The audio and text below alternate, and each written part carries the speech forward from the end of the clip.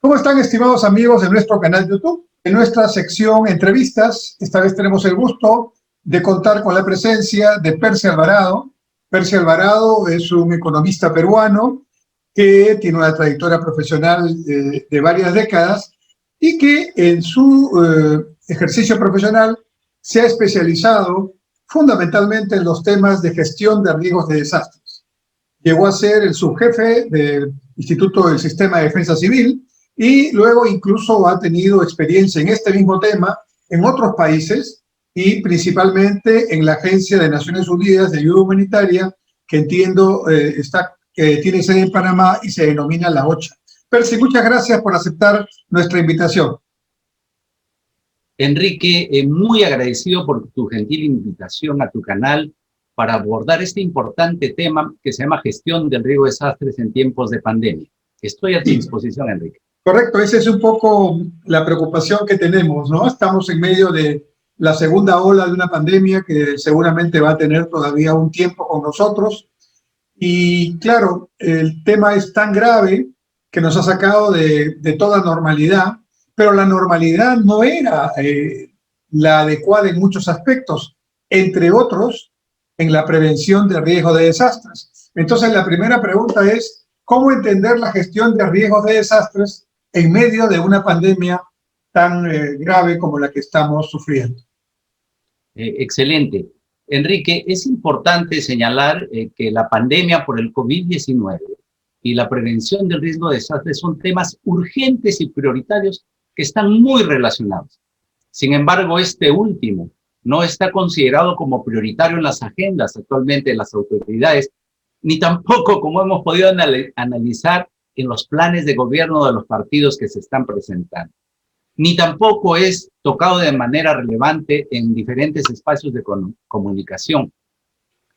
Es importante señalar que la prevención y atención de desastres solo son abordados a veces de manera coyuntural y puntual cuando se producen algunos eventos que nos asustan, como por ejemplo los últimos movimientos sísmicos producidos la semana pasada en la zona sur del país. Específicamente me refiero a los producidos en San Juan de Marcona, en Nazca, donde en solo una hora, el día 20 de enero, se produjeron hasta 5 movimientos telúricos entre 4.7 y 5.5 grados de magnitud. Y otro en el norte del país, en Zarumilla, en Tumbes, donde se produjo otro movimiento telúrico de 4.8 grados de magnitud. Según lo reportado por el Instituto Geofísico del Perú, gracias a Dios sin consecuencias fatales, pero que ha causado una gran preocupación en la población. Esto debido a que frente a la costa del territorio peruano y de gran parte de Sudamérica, se extiende la zona de contacto de la placa oceánica de Nazca, que se introduce a una velocidad constante bajo la placa continental sudamericana, originando una serie de procesos cíclicos que dan lugar a la ocurrencia de terremotos. Como los ocurridos en Arequipa el año 2001, por ejemplo, y el año 2007, donde a ti te correspondió y a mí también por mi lado desempeñar una tarea muy brava para atender esta emergencia que se convirtió en un desastre.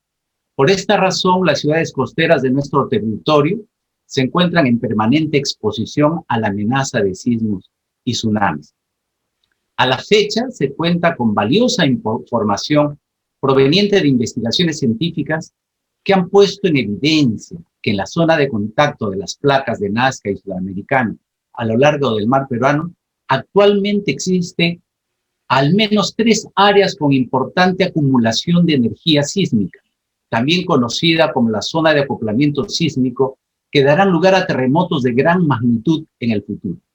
La más importante de estas zonas en términos de tamaño y magnitud estimada se ubica frente a la costa central del Perú, es decir, frente a Lima y Callao, abarcando la región de Lima, la parte de las regiones de Ancash por el norte e Ica y parte de Ica por el sur, frente a las costas, y las otras 2 zonas de concentración de energía sísmica están en Nazca y la otra en Tacna. Esta situación también, Enrique, nos trae a la memoria que tenemos un prolongado silencio sísmico en Lima que lleva ya 275 años desde el año 1746, con el terremoto que afectó el Callao y el tsunami que abarcó casi 5 kilómetros de ese territorio, ¿no? Y que en cualquier momento se podría nuevamente producir en esa zona. Se han hecho algunos estudios y simulaciones que nos han permitido identificar que se podría producir un sismo de magnitud entre 8.5 y 8.8 grados en la magnitud momento, debido que en esta zona, como ya lo habíamos señalado anteriormente, se ha acumulado mucha energía. Y lógicamente los daños no serán idénticos al del siglo pasado, o de siglos pasados, porque la ciudad ha crecido y hay mucha más población. Asimismo, debido a la súbita liberación de energía sísmica y a la deformación del piso oceánico, se espera efectos secundarios como la ocurrencia de un tsunami con olas de hasta 24 metros de altura, que podrían arribar a la zona costera entre unos 15 o 20 minutos después de ocurrido el sismo. En Lima, en 1746, se registraron cerca de 500 sismos después de los 4 meses de ocurrido este terremoto.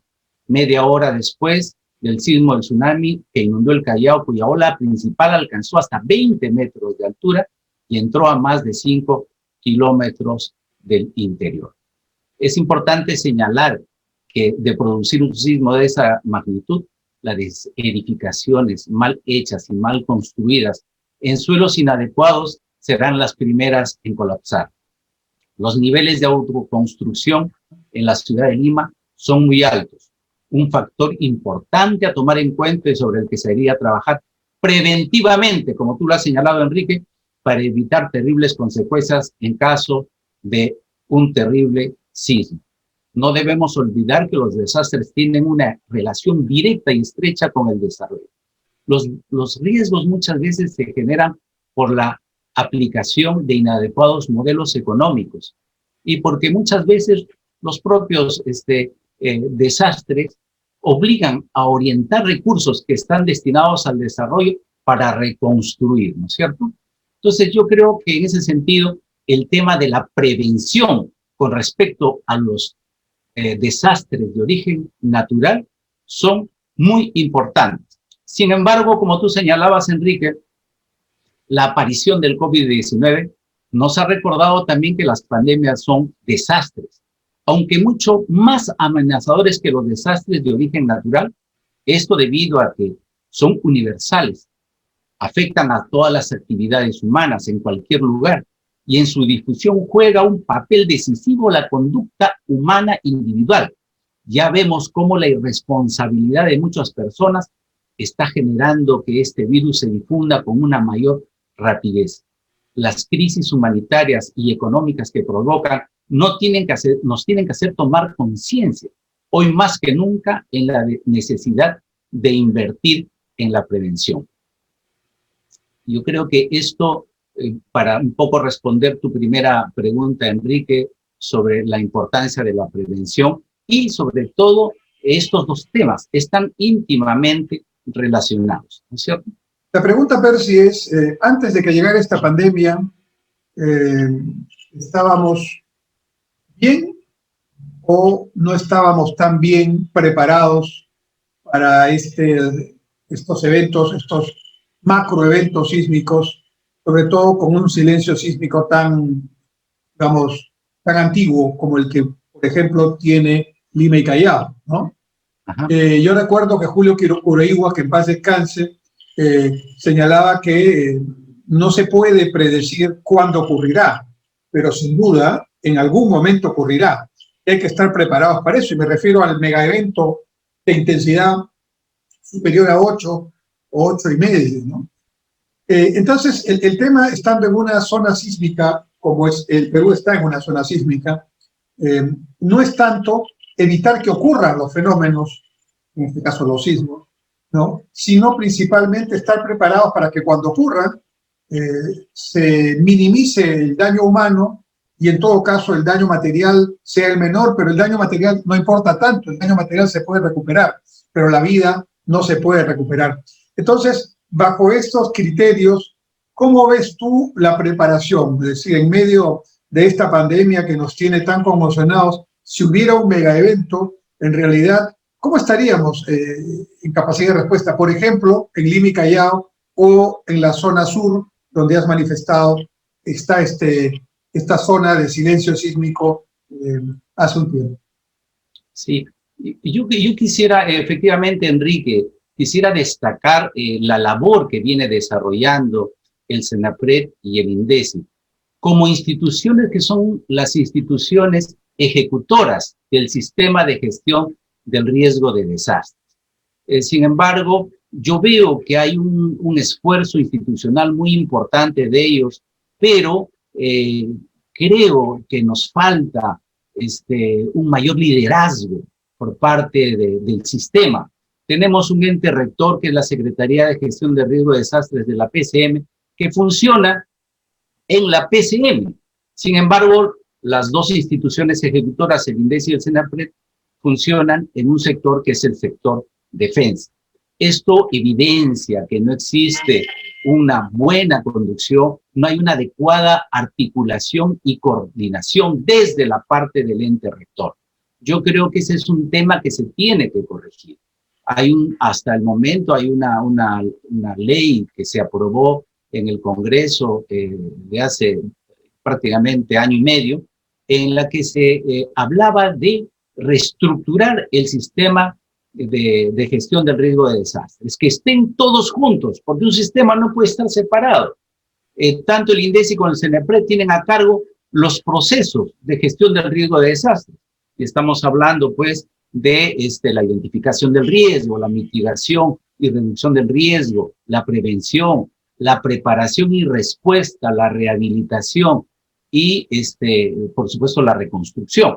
Pero estos procesos no son independientes, estos procesos interactúan permanentemente. Entonces, yo creo que, si bien es cierto, reconocemos estos esfuerzos que hace el SENAPRED y el INDECI, creo que no tenemos una debilidad y una vulnerabilidad como sistema, y esto es muy delicado. Por lo tanto, creo que es necesario una acción inmediata, y ojalá que dentro de poco, que haya cambio de gobierno y los partidos políticos puedan colocarlos dentro de sus agendas. Como ya lo hemos mencionado anteriormente, solamente cuando ocurre un sismo o un desastre estamos nosotros ahí preocupados, qué es lo prioritario, pero sin embargo, en lugar de orientar recursos para la prevención, para estar preparados también para responder a un evento que pueda producirse, estamos más bien gastando recursos para la reconstrucción. Existen unos estudios realizados por el Banco Mundial que señalan, ¿no es cierto?, que normalmente se gastan $4, $1 en prevención, sin embargo se utilizan para poder reconstruir entre 6 y 10 dólares. Entonces, evidentemente, no solamente es un problema económico, sino también es un problema que afecta al desarrollo, ¿no? Es decir, entonces, un dólar gastado en prevención es un dólar que va a evitar muerte y va a evitar destrucción material, pero si ese dólar en prevención, o de repente se necesita más que un dólar en prevención, necesitaríamos 6 o 7 dólares para reconstruir. Eso es lo que nos están diciendo. De 6 a 10 dólares. A 10 dólares. De 6 a 10 dólares, ¿no es cierto?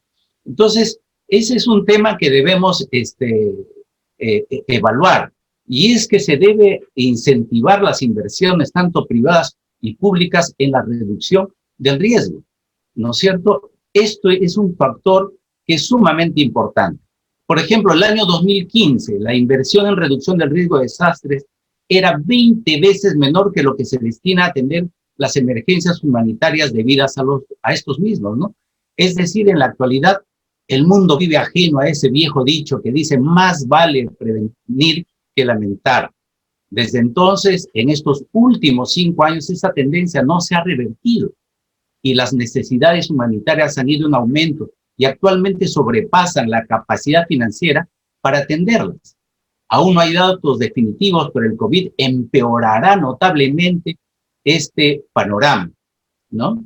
Entonces, yo creo que tenemos que motivar, concientizar a nuestras autoridades sobre la necesidad de hacer inversiones en lo que es reducción del riesgo de desastres, ¿no? Yo creo que la pandemia, por ejemplo, nos está dando una gran lección. Nos está demostrando ahora, por ejemplo, que la prevención es fundamental. Y ahí vemos el tema de las vacunas. Las vacunas son prevención para no contagiarnos. Entonces, esta pandemia nos ha traído un cambio en el enfoque que debemos rescatar y utilizar sobre la necesidad de actuar preventivamente. Si bien es cierto, en cuanto a la pandemia, es un virus totalmente desconocido que va mutando permanentemente, y ahora hemos visto que incluso se ha vuelto mucho más, que genera con mucho más rapidez los contagios, y que puede llegar a ser incluso un poco más agresivo, es que ha obligado al gobierno a tomar medidas drásticas, ¿no?, para combatirlo. Esto es lógicamente frente a un virus desconocido. Pero en el caso de los desastres de origen natural, todos sabemos que existe un silencio sísmico, que estamos vulnerables a que en cualquier momento se genere un sismo. Sabemos que en esta temporada las lluvias en la parte alta de la sierra se incrementan y por lo tanto generan huaicos, generan desbordes en los ríos, que existe el friaje, bajas temperaturas. Entonces, eso se puede prevenir. Lamentablemente, todos los años regresamos a lo mismo. Siempre nos sentimos afectados sobre algo que está anunciado, y es precisamente porque no actuamos preventivamente. Por ejemplo, hemos podido observar, la temporada de lluvias ha comenzado a fines de diciembre. Sin embargo, hemos estado leyendo algunos reportes donde la mayoría de distritos que están a las veras de los ríos, ninguno prácticamente ha hecho descolmatación y reforzamiento de los diques en las cuencas que pasan por su territorio. No existe un abordaje integral de cuenca. Se adoptan medidas solamente para los espacios donde existen, cuando eso se debería tocar desde la parte alta hasta la zona donde desemboca un río. Y bueno, son muchos aspectos que podríamos señalar de desastres o amenazas también que tenemos, que sin embargo no son abordados con este criterio de prevención, ¿no es cierto? Y después sufrimos las consecuencias como la del fenómeno del niño o la niña en el norte, y hoy día ni siquiera, pasado tantos años, hemos podido culminar un proceso de reconstrucción que muchas veces se hace sin criterios de desarrollo, ¿no? Percy, explícanos, entonces, en tu opinión, el sistema no está debilitado por la pandemia, tiene capacidad de respuesta frente a un evento sísmico de alta magnitud. Mira, en este momento, por ejemplo, te quiero mencionar, el SENAPRED ha venido dando una serie de lineamientos técnicos, principalmente para la elaboración de planes de prevención y de reducción del riesgo ante el COVID-19 en el nivel local, ¿correcto? Pero este es un esfuerzo institucional. Por otro lado, el INDECI ha elaborado 3 guías para estar preparados ante emergencias en tiempo del COVID-19, que sería bueno que nuestros amigos que nos escuchan los pudieran observar o leer. Una cartilla familiar en la que se da alineamientos de cómo nos preparamos en familia para responder mejor ante las emergencias en contextos del COVID-19. Una cartilla familiar en la que se dé lineamientos de cómo nos preparamos en familia, ¿no es cierto? Perdón, una cartilla para centros laborales, en la que se explica cómo nos preparamos en nuestros centros laborales para responder a emergencias en contexto del COVID.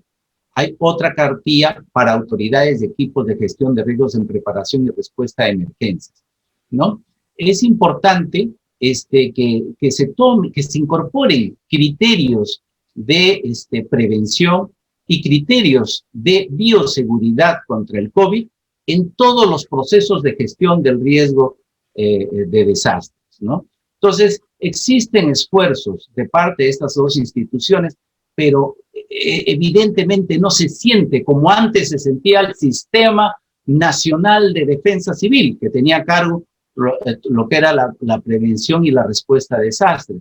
Se sentía que había un liderazgo, nos sentíamos protegidos, claro, con un enfoque distinto, un enfoque centrado en el desastre. este nuevo sistema de gestión de riesgo de desastre tiene precisamente centrado su enfoque en el riesgo.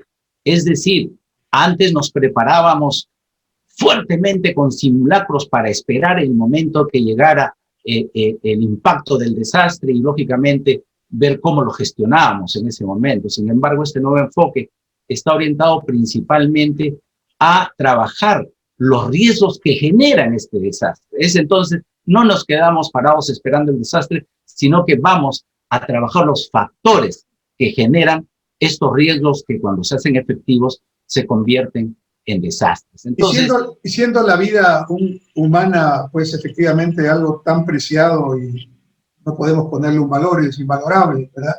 Cuando ocurrió el megaevento sísmico, uno de los más fuertes de la historia, entiendo, en el norte de Chile en el 2010, ¿no? Sí. Pese a la catástrofe material, la pérdida en vida fue mínima, ¿no? Quiere decir que en ese sentido, Chile respondió de una manera, vamos a decir, mucho más adecuada, no obstante que el evento sísmico era una magnitud realmente muy, muy, muy grande, ¿no?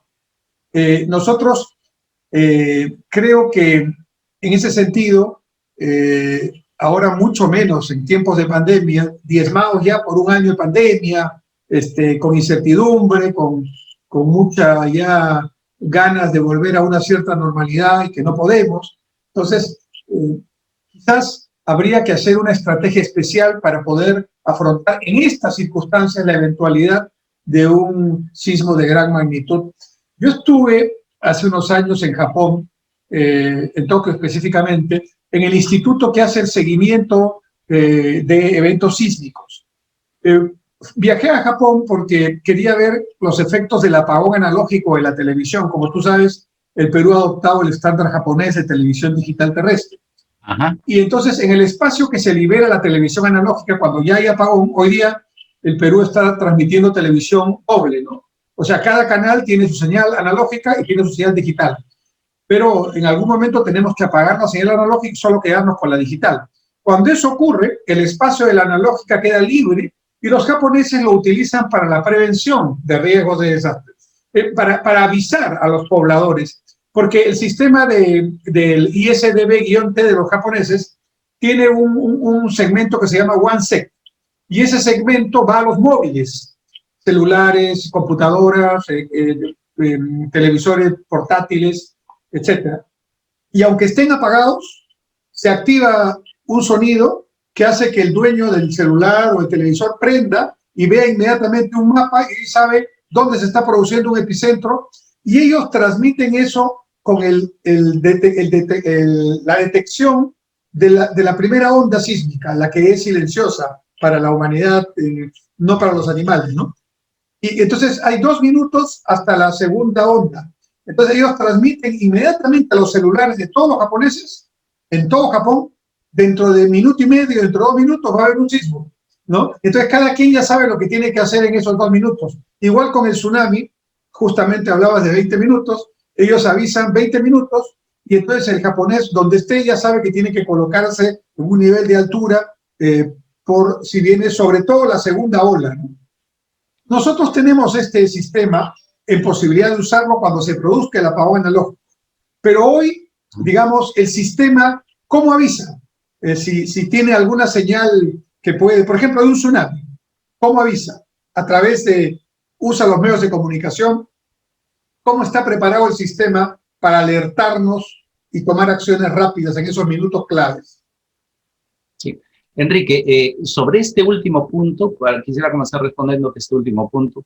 Efectivamente, yo creo que en ese tema sí hemos avanzado muchísimo, ¿no? Por ejemplo, para el tema de tsunamis, tenemos todo un sistema de alerta ante tsunamis, de manera tal que las instituciones científicas que monitorean este tema, no solamente las nacionales, sino también las internacionales, como la NOAA, nos comunican inmediatamente y entra a funcionar el sistema. Para eso tenemos los centros de operaciones de emergencia, ¿no? A nivel local, a nivel regional y a nivel nacional, que están permanentemente interconectados. Entonces, cuando se lanza el sistema de alerta, inmediatamente se comunica en cada localidad a través de los medios. Cada Centro de Operaciones de Emergencia, que dependen de las municipalidades y los gobiernos regionales, son los que a través de todos los medios que tienen a la mano, radios, parlantes a veces ubicados en las partes exteriores, en los postes, avisan sobre la posibilidad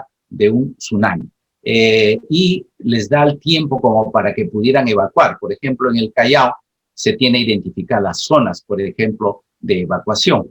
Se prioriza principalmente a las personas mayores y a las personas con discapacidad para que se ubiquen en unos edificios que están cercanos y que tienen más de 4 pisos. Como ya hemos visto, la proyección de producirse un tsunami frente al Callao es de que las olas podrían llegar entre 20 y 25 metros, que más o menos es la altura aproximada en que un edificio podría soportar.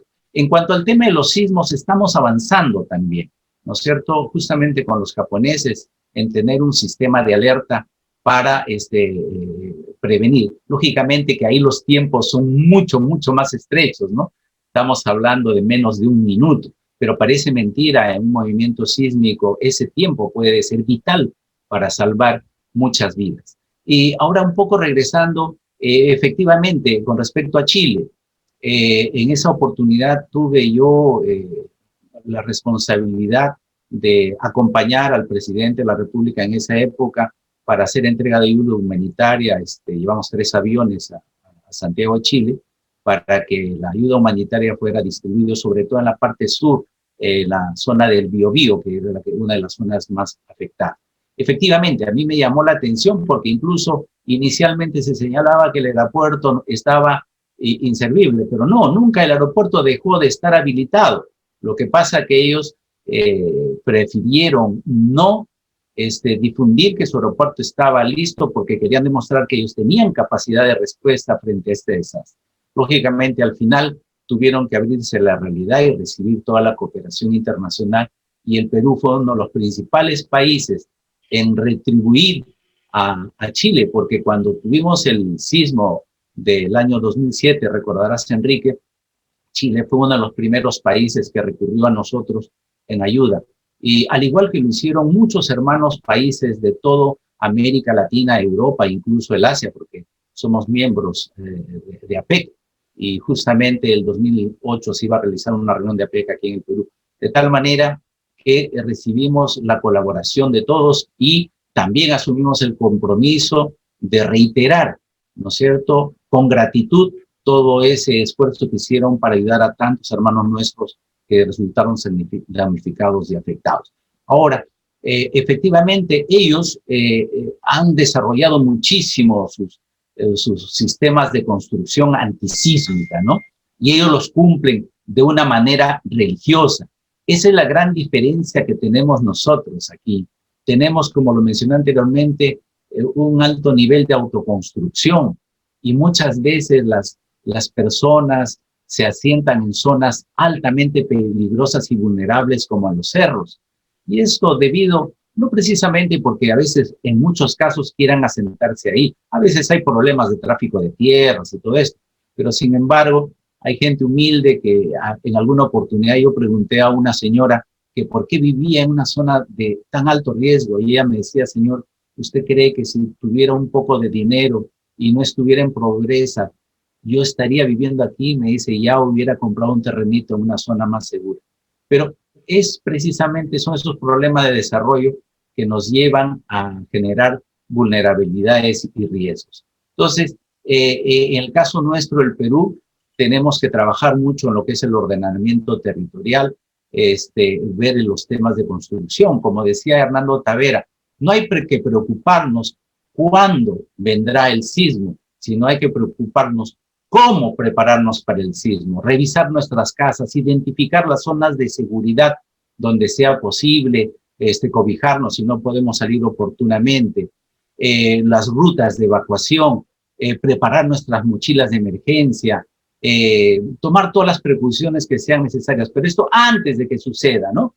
Entonces, hay que gestionar el riesgo, pero el Estado también tiene una tarea importante, que tiene que participar en ayudar a estas personas que se encuentran en situación de vulnerabilidad a ser un poco más resilientes, ¿no? A tratar de minimizar y reducir los riesgos a los que se están exponiendo. Entonces, esto no es solamente una tarea de la población, sino también del propio Estado, que tiene que poner un empeño, un poco más de empeño a este tema, ¿no?